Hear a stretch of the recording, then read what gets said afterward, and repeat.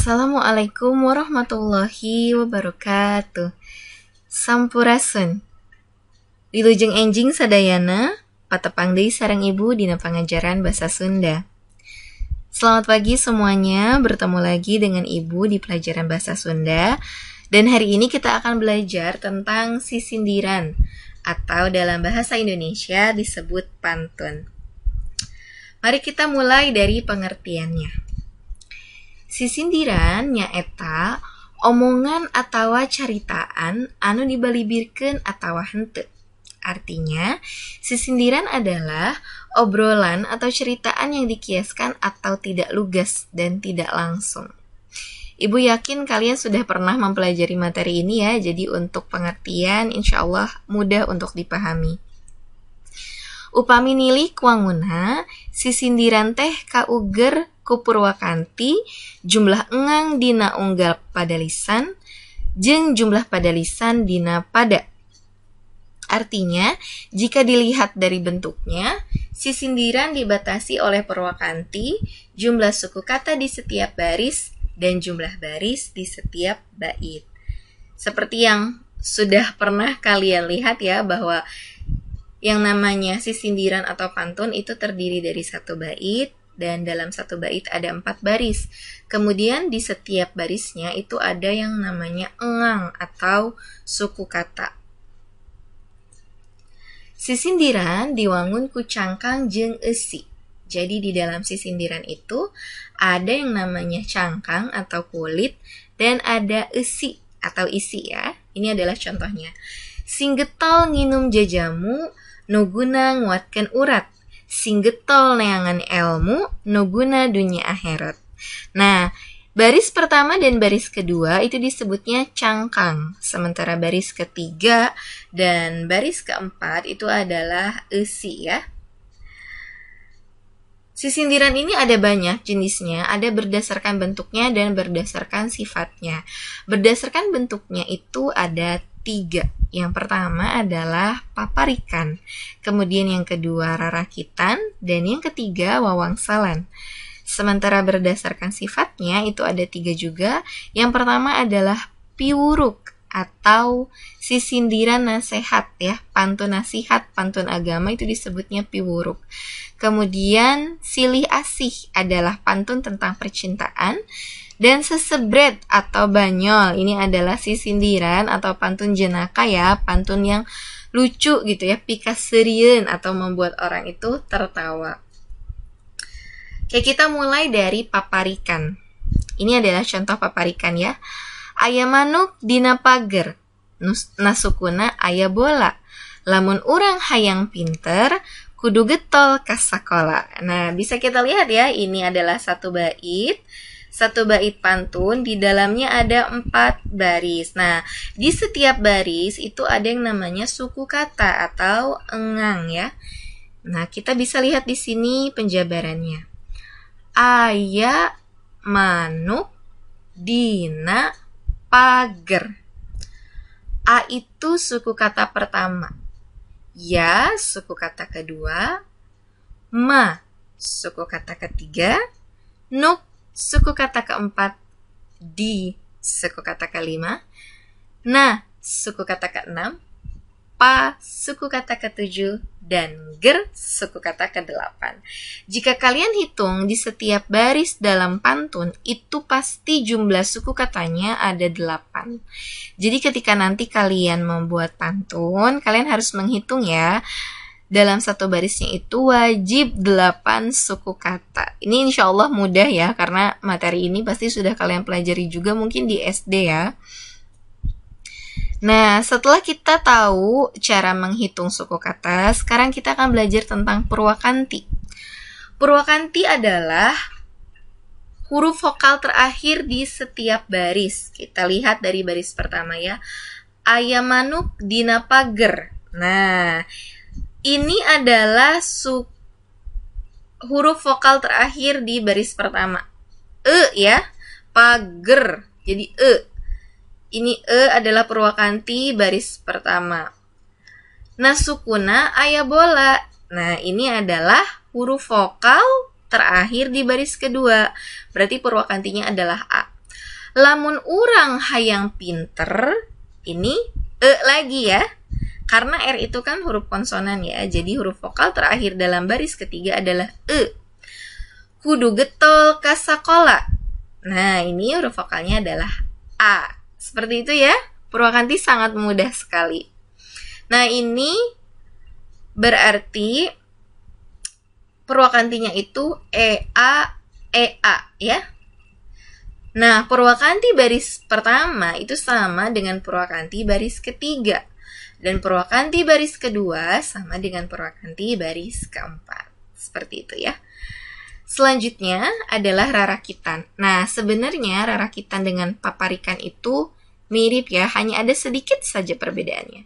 Nah, persamaannya adalah sapada aya opat pada lisan, atau dalam satu bait itu ada 4 baris. Sapada lisan aya 8 engang. Dalam satu baris itu ada 8 suku kata. Jajaran hiji jeung 2 cangkang. Jajaran 3 jeung 4 esi.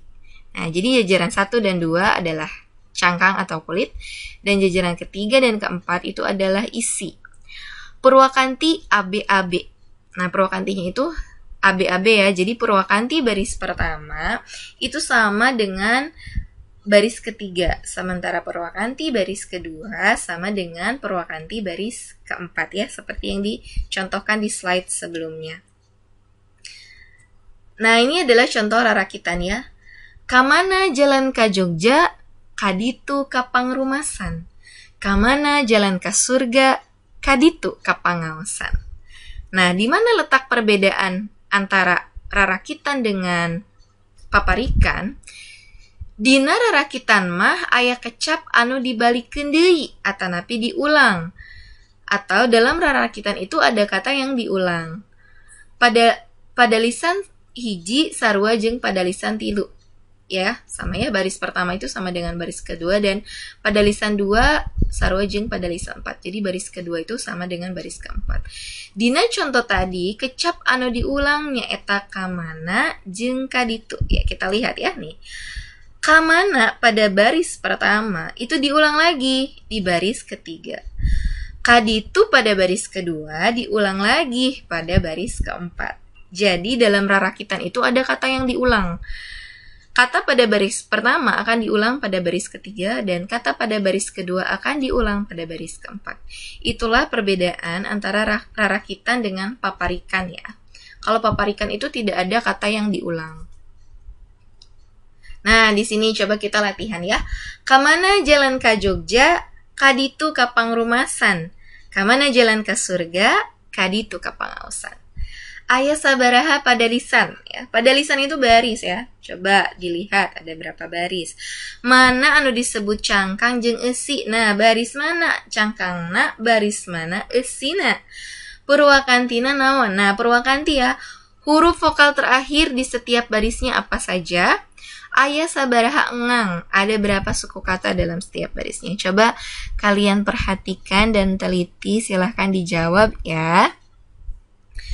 Kemudian, ini adalah contoh sisindiran berdasarkan sifatnya. Ada piwuruk ya, ini adalah sisindiran nasihat.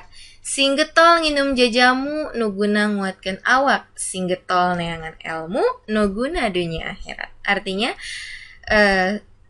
rajinlah menuntut ilmu agar berguna dunia dan akhirat. Sementara silih asih ini adalah pantun percintaan ya. Mencit meri dina rakit, boboko wadah bakatul.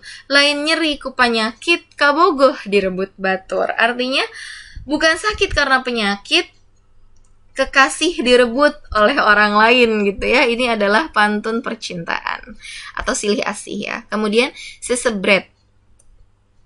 Cau naon, cau kulutuk nasuku. Bau naon, bau hitut no dijuru.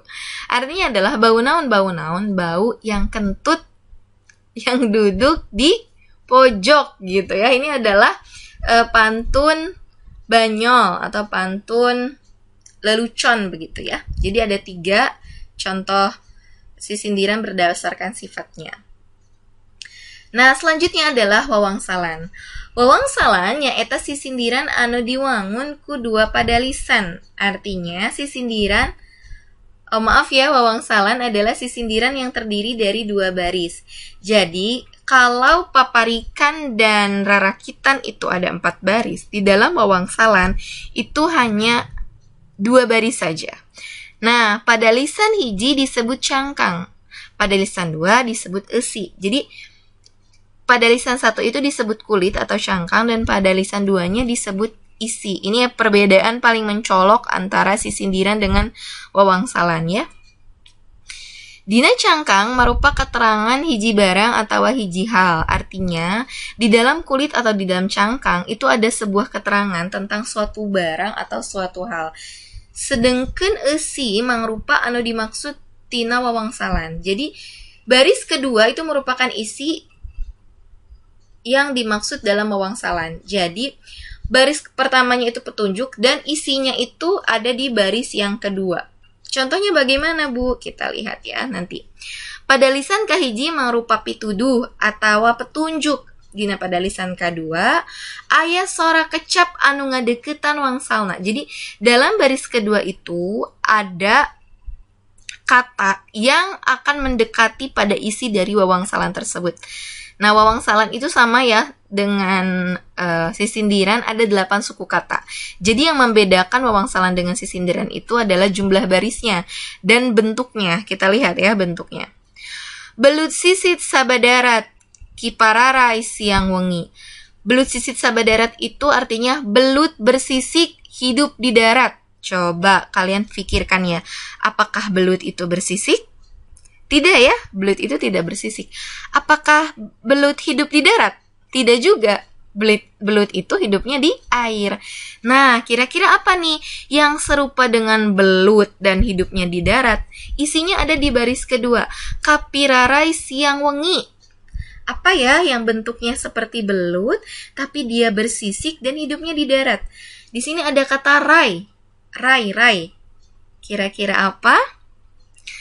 Jawabannya adalah orai ya, atau ular. Jadi, kalau dalam wawangsalan itu, baris ke-1 itu petunjuk. Nah, dalam baris kedua itu ada kata-kata atau suku kata, huruf-huruf yang mendekati jawabannya. Oke, kita latihan lagi ya, yang kedua. Alat paranting ngitung baju kuring meni kotor. Ini gampang ya, alat paranting ngitung. Alat untuk berhitung. Ada tor. Apa tuh yang buat berhitung dan ada kata tornya? Kalkulator jawabannya ya. Seperti itu, ini adalah contoh wawangsalan. Jadi insya Allah mudah ya wawangsalan dan sisindiran itu. Nah, sekian materi hari ini. Semoga mudah untuk dipahami. Terima kasih atas perhatiannya. Wabillahi taufiq wal hidayah. Wassalamualaikum warahmatullahi wabarakatuh.